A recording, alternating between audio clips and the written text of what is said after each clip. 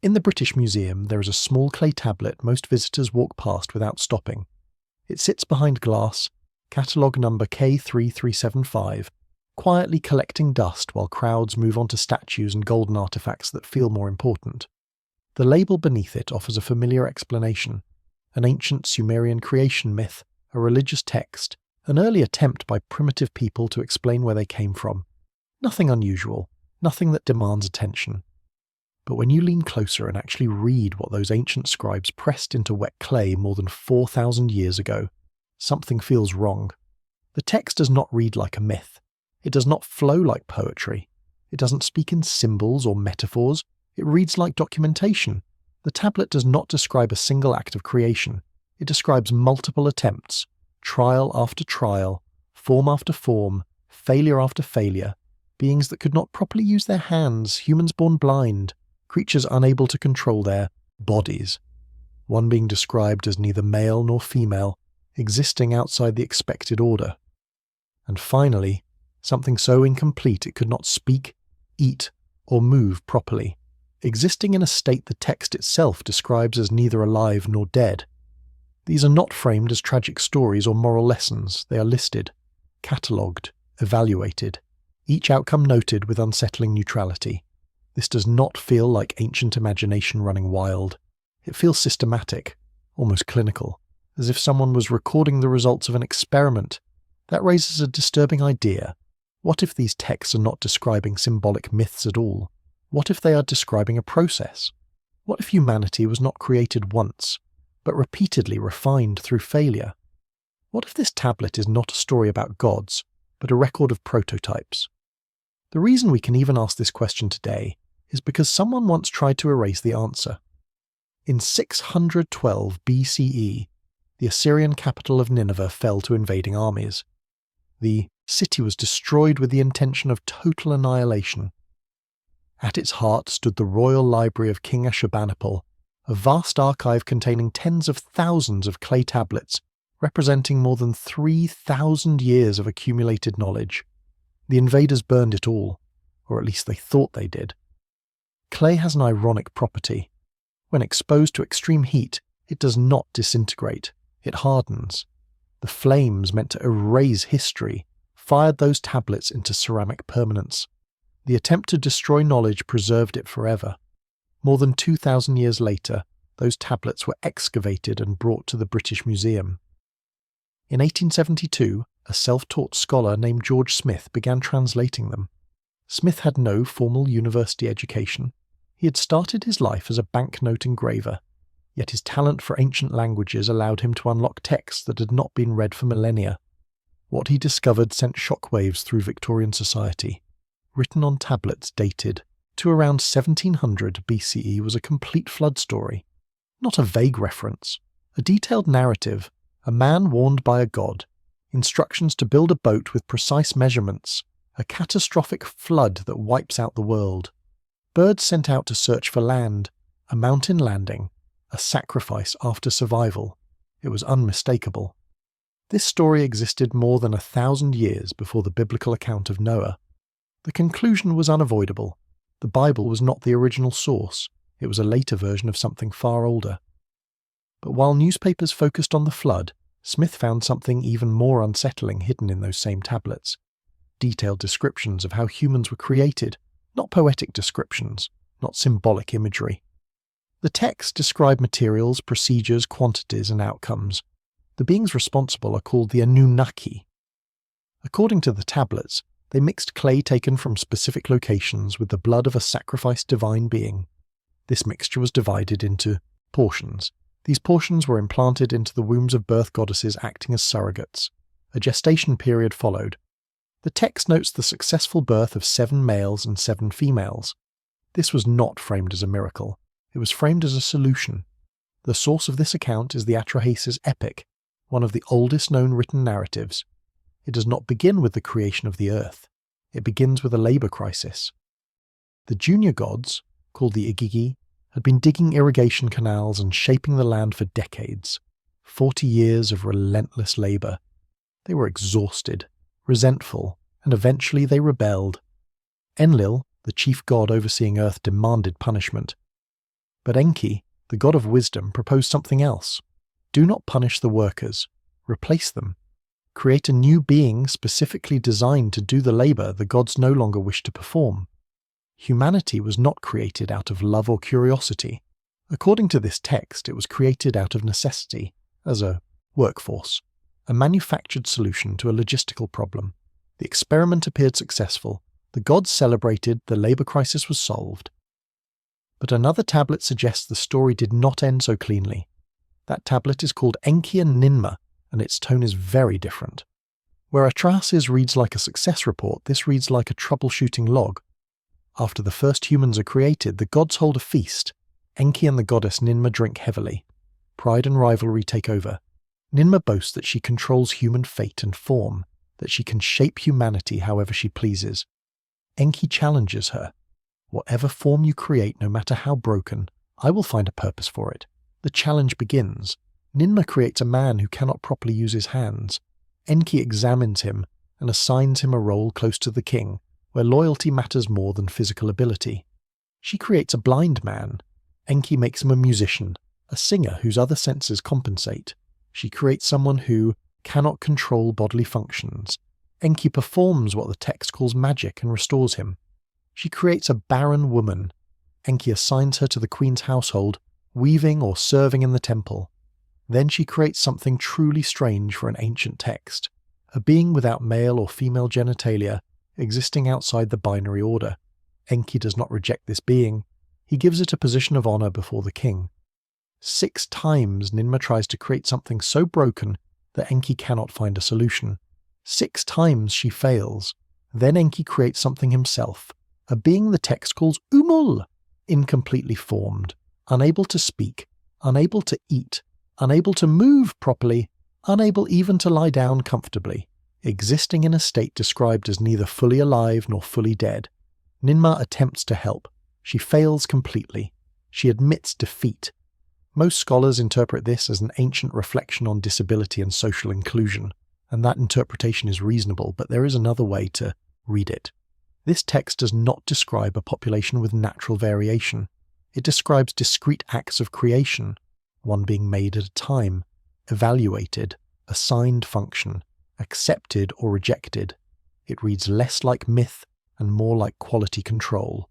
And when placed next to the tablet in the British Museum, catalogue number K3375, a pattern begins to form, a pattern of experimentation, of failure, of refinement. If this is mythology, it is a strangely technical one, and what comes next makes it even harder to dismiss. What makes this even stranger is that the pattern does not stay confined to Mesopotamia. On the other side of the world, across an ocean, ancient peoples were not supposed to cross. The Mayan Popol Vuh preserves a remarkably similar account. The gods attempt to create humanity more than once. First they fashion humans from mud. The forms collapse. They cannot hold their shape.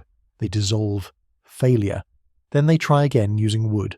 These beings can walk and speak, but they lack understanding. They have no souls. They forget their creators. They become empty. So the gods send a flood to destroy them. Only after these failed attempts do they finally succeed, creating true humans from corn. Multiple attempts, wrong materials, catastrophic reset, final successful version. 2 civilizations separated by geography, language and time, yet both preserve the same structural memory. Humanity was not a single perfect creation. It was refined through error. If that idea were purely symbolic, it would already be fascinating. But there is another layer that makes it unsettling. Because around 12,800 years ago, something happened on Earth that looks very much like a reset. At the end of the last ice age, the planet had been gradually warming. Glaciers were retreating, ecosystems were stabilizing, human populations were expanding. Then suddenly, without warning, temperatures plunged. In some regions, they dropped by as much as 15 degrees Celsius in less than a decade. The warming stopped and reversed violently. The Earth was thrown back into near-glacial conditions for over 1,000 years. This period is known as the Younger Dryas. The shift was abrupt, too abrupt for the slow rhythms of normal climate variation. And when scientists examined the thin layer of sediment marking the beginning of this period, they found something unusual, a spike in platinum. Platinum is rare in Earth's crust, but common in asteroids and comets. The anomaly was not local. It appeared in North America, in Europe, in Greenland ice cores, even in parts of Asia. The same thin boundary layer, the same chemical signature. Alongside it were other markers: shocked quartz that forms only under extreme pressure, melted glass spherules created by temperatures exceeding 2000 degrees Celsius, nanodiamonds that form during high-energy impacts, magnetic microspherules, elevated levels of rare elements associated with extraterrestrial objects. The evidence led to a controversial hypothesis. Earth may have been struck by fragments of a disintegrating comet. Not a single massive impact like the one that killed the dinosaurs. Instead, multiple airbursts and impacts scattered across the northern hemisphere. Firestorms igniting forests across continents. Ice sheets, miles thick, flash melting under intense heat. Oceans disrupted by sudden influxes of fresh water. The climate collapsing into chaos. The extinction record aligns with this boundary. In North America alone, over 70% of large mammals vanished around this time. Mammoths disappeared, mastodons, saber-toothed cats, giant ground sloths, dire wolves. Entire ecological systems unraveled. Human cultures show disruption too. The Clovis culture, once widespread across North America, vanishes abruptly from the archaeological record. Tools change, settlements disappear, something broke the continuity. Genetic evidence suggests that human populations may have dropped dramatically during this period. Modern humans carry signs of severe bottlenecks in our genetic past. A bottleneck is what happens when a population shrinks so drastically that only a small number of individuals contribute genes to future generations. Some estimates suggest that global human numbers may have fallen to as few as 5,000 to 10,000 individuals, perhaps fewer. That is not gradual evolution. That is survival against near extinction. If you imagine being alive during that time, the experience would feel apocalyptic. Fire in the sky, forests burning, ice melting into walls of water, climate turning hostile, animals dying, food chains collapsing, entire ways of life erased in a generation. And if small groups of survivors scattered across the globe carried the memory forward, how would they describe it? They did not have astrophysics. They did not have impact models. They would describe it as God's unleashing destruction, as the sky turning against humanity, as a flood washing the world clean. There are more than 500 flood myths recorded across cultures worldwide: Mesopotamian, Hebrew, Greek, Hindu, Chinese, Native American, Mesoamerican, Pacific Islander. The details vary, but the structure remains consistent. A warning, a chosen survivor, instructions to build a vessel, a catastrophic flood, almost all humanity destroyed, a landing on high ground or a mountain, a sacrifice, a covenant, a new beginning. If these myths developed independently, their structural similarity is remarkable. If they stem from a shared memory of a real catastrophe, their consistency becomes understandable. In the Mesopotamian Atrahasis account, the flood is not random. The gods send it intentionally. Humanity has become too numerous, too noisy, too disruptive. Enlil decides to wipe them out entirely. Enki secretly warns one man, allowing survival. After the flood recedes, there is a debate among the gods. Enlil is furious that humans survived. Enki argues that total destruction was excessive. Instead of wiping them out again, he proposes modifications. The text describes built-in limitations for future humanity. Women who cannot bear children, infant mortality as a regular occurrence, lifespans shortened, institutional celibacy, population controls embedded into the species itself. It reads less like theology and more like management. Humanity 2.0. And here is where myth and genetics begin to overlap uncomfortably. After the Younger Dryas, once the climate stabilized around 11,600 years ago, human populations begin expanding again from what appears to have been a very small surviving base. Mitochondrial DNA studies suggest that all living humans trace maternal ancestry back through a limited number of lineages concentrated in a narrow time frame. Y chromosome data shows similar bottlenecks on the paternal side. We are, in a very real biological sense, descendants of a reset population. Then something extraordinary happens. civilization does not re-emerge slowly over tens of thousands of years. It accelerates. Within a few thousand years of the Younger Dryas ending, agriculture appears in multiple regions across the world almost simultaneously. The Fertile Crescent develops wheat and barley cultivation. The Yellow River Valley begins rice domestication. Mesoamerica cultivates maize. The Andes develop potatoes. New Guinea, Sub-Saharan Africa, multiple independent centres of domestication emerge within a relatively narrow window of time. For hundreds of thousands of years, anatomically modern humans had lived as hunter-gatherers. Then suddenly, farming, permanent settlements, social hierarchies, monumental construction, writing systems not long after. It is a civilizational ignition. Some argue that climate stability made agriculture inevitable, that once conditions were favourable, humans naturally discovered farming. That explanation may be correct, but the speed of development raises questions. It feels less like humanity crawling upward from ignorance and more like knowledge resurfacing, as if survivors carried fragments of something older into a new age. If there was a first version of humanity before the Younger Dryas, if something was lost in that catastrophe, we would not expect clear archaeological traces. Cataclysm on that scale would erase almost everything, but we might expect hints, discontinuities, anomalies, and there is one site that stands at the edge of this transition, challenging the conventional timeline of civilization, Göbekli Tepe, and what it represents may be the most unsettling piece of this puzzle. Göbekli Tepe was not supposed to exist. Discovered in southeastern Turkey and dated to around 9600 BCE, it predates Stonehenge by 6,000 years. It predates the pyramids by 7,000. It even predates agriculture. According to the conventional timeline, the people alive at that time were simple hunter-gatherers, small bands, temporary shelters, no cities, no farming surplus, no monumental architecture. And yet at Göbekli Tepe we find massive circular enclosures built from limestone pillars weighing up to 16 tons, perfectly carved T-shaped monoliths arranged with precision, reliefs of animals, foxes, lions, snakes, birds, etched into stone with deliberate artistry. The scale alone implies coordination, planning, organisation, hundreds of workers, sustained effort over years. This is not primitive survival architecture, it is symbolic, intentional, monumental. Even more striking is its timing. The site emerges almost immediately after the Younger Dryas ends, right after the Great Climate Collapse stabilises, as if, the moment conditions allowed, someone began building something important. Klaus Schmidt, the archaeologist who led excavations for decades, proposed that religion may have driven agriculture, not the other way around. That people gathered to build a sacred site first, and farming developed later to sustain those gatherings. But there is another possibility. What if Göbekli Tepe was built not by people just discovering complexity, but by survivors preserving memory?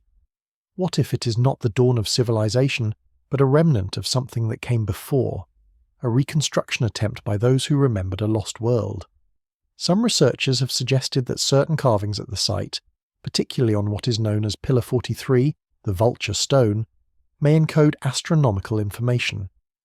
One controversial interpretation proposes that it records the sky at the time of the Younger Dryas impact, a celestial memory carved in stone. If that interpretation is correct, Göbekli Tepe would not simply be a temple, it would be a warning, a monument saying, "This happened, the sky can fall, remember." And then there is the burial. After centuries of use, the entire complex was deliberately covered with earth. Not abandoned gradually, not destroyed accidentally, buried intentionally, preserved, as if meant to wait. Why bury your greatest achievement, unless you were hiding it, protecting it, or sealing away knowledge for a future generation? Across cultures, after every great catastrophe, there are stories of teacher beings who appear and guide humanity. In Mesopotamia, Oannes rises from the sea and teaches writing and agriculture. In Egypt, Thoth brings knowledge and measurement. In Mesoamerica, Kukulkan descends and instructs civilization. In Greece, Prometheus gives forbidden knowledge to humanity. These figures appear after destruction, not before. They are restorers. Are they metaphors for cultural transmission? Survivors carrying fragments of knowledge into a shattered world? Or are they mythologized memories of something else? If we return to the Sumerian texts, the logic is unsettlingly consistent. Humanity is created as a workforce. Humanity multiplies, becomes noisy, unmanageable. The gods decide to wipe them out. A flood resets the population. A smaller, modified humanity continues under new limitations. Lifespans shorten dramatically in the Sumerian king list after the flood. Before it, kings reigned for tens of thousands of years. After it, reigns shrink to centuries, then decades. The text marks the transition clearly. After the flood swept over. It reads like a reboot. The simplest explanation is still the most grounded one. The Younger Dryas was a natural climate event, possibly triggered by a cosmic impact. Human populations shrank naturally. Myths developed independently as psychological responses to shared trauma. Similar narrative structures reflect common human storytelling patterns. Civilization accelerated because stable climate conditions made agriculture viable. There were no gods in laboratories, no prototypes, no resets directed by intelligence. And yet, the precision of the ancient creation accounts feels strangely technical. The global convergence of flood narratives is difficult to ignore. The genetic bottleneck aligns eerily with the timing of the catastrophe. The sudden ignition of civilization challenges slow, linear models of progress. Göbekli Tepe stands like a fingerprint pressed into the beginning of recorded time, whispering that our timeline may not be as simple as we think. Maybe myth and history are not opposites. Maybe myth is history encoded in symbolic language. The Sumerians did not have the vocabulary of genetics, so they wrote about clay and divine blood. They did not understand orbital mechanics, so they wrote about angry gods and floods. They described what they experienced using the tools available to them. If there was a catastrophe 12,800 years ago that nearly erased humanity, it would have burned itself into memory. Survivors would tell the story to their children, and their children would tell it again. Over generations, it would become sacred narrative. Gods would replace comets. Divine judgment would replace impact physics. But the core memory would remain. The world ended. Almost everyone died. A few survived. And everything began again. We are descendants of those survivors. In our DNA, in our shared ancestry, there is a narrowing point. A moment when humanity almost vanished. From that thin thread, every civilization emerged. Every city, every language, every work of art, every scientific discovery, all of it traces back to a handful of people who endured a world in chaos. If humanity was created twice, whether literally or metaphorically, then we are version 2. Not perfect, not eternal, but resilient. We now split the atom, map the genome, create artificial intelligence. We stand on the edge of becoming creators ourselves, shaping life and code in our own image. And that raises an uncomfortable mirror. If there were creators before us, watching their experiment unfold, what would they see? Success, failure, noise growing too loud again, or perhaps there were never watchers at all. Perhaps the only observers are ourselves, looking back through layers of clay and stone, trying to understand why our oldest stories sound less like fairy tales and more like reports from a forgotten age. The truth may never be fully proven. The Younger Dryas impact hypothesis remains debated. The ancient astronaut theory remains speculative. The myths remain open to interpretation. But the questions endure because they touch something deep inside us. The need to understand where we came from and whether we are alone in that origin. Maybe what matters most is not whether gods mixed clay with blood in a celestial laboratory. Maybe what matters is that we survived whatever happened, that we rebuilt, that we carved monuments, that we wrote stories, that we preserved memory in clay tablets so distant descendants could read them and wonder. The small tablet in the British Museum still sits behind glass. Most people still walk past it. But pressed into its surface is a possibility that refuses to disappear. That humanity's story is not a straight line, but a cycle of creation, destruction, and renewal. The clay remembers. The earth remembers. And whether the gods were real, metaphorical or misunderstood natural forces, one fact remains undeniable. We are here, against extinction, against fire and ice, against flood. And if this is version 2 of humanity, then the experiment is still running. The question is not whether we were made once or twice. The real question is whether this time we will endure.